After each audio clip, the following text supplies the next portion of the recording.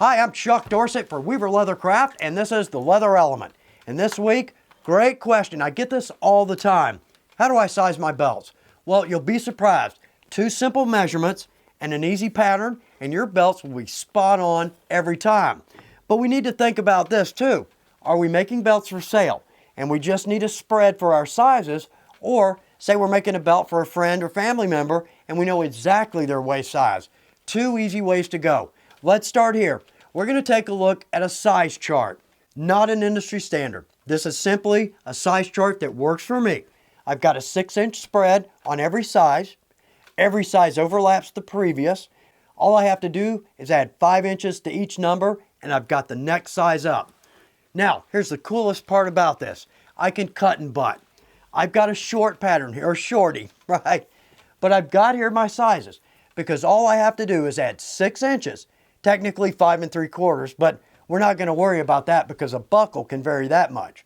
So I'm going to add 6 inches to the top measurement on any one of those sizes, and I have my strap length. So at that point, I can cut my strap. Say I've got a 39 inch on the top of my size chart. I can cut at 45 inches, butt this to one end, make my marks, butt it to the other end, make my size marks, and I've got a consistent belt every time. In fact, on my little shorty here, I've got the strap size for each of my sizes. So easy enough. Very cool. Consistent belts today, next week, next month, and next year.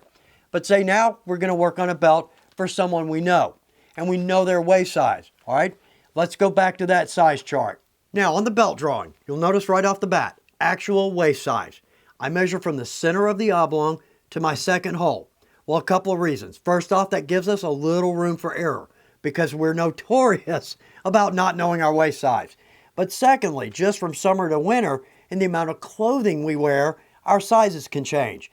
So I want to give the person wearing this the option to go 1 in and 4 out, 6 inches.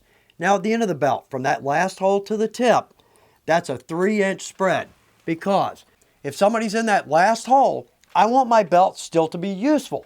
So therefore, they've got enough tongue there to go through the buckle and the keeper. But here's the best part about this.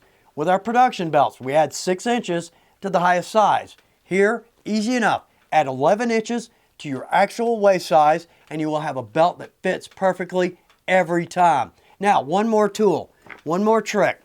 This is simply a size belt. Now, what I've done is I punched a hole at 1-inch increments from my buckle, and I've marked those. So right here, starting at 7 inches and working my way out. You can put this on and get a perfect waist size. But remember this, we are so bad about knowing our waist size, the belt never lies. Now let's don't say that out loud, all right? And yeah, obviously why? But that's a great tool, again, to get a good waist size. Well, here's what we're gonna do. We've done about 26 leather elements, and I hope it has been some great information for you. We're not stopping, but we are gonna take a bit of a break here so that I can concentrate more on project videos. We've got some great videos coming out with some very cool projects. We won't be gone long, so this isn't goodbye. But for me, thank you very much for taking time to watch The Leather Element. It is a pleasure. Good luck with your projects.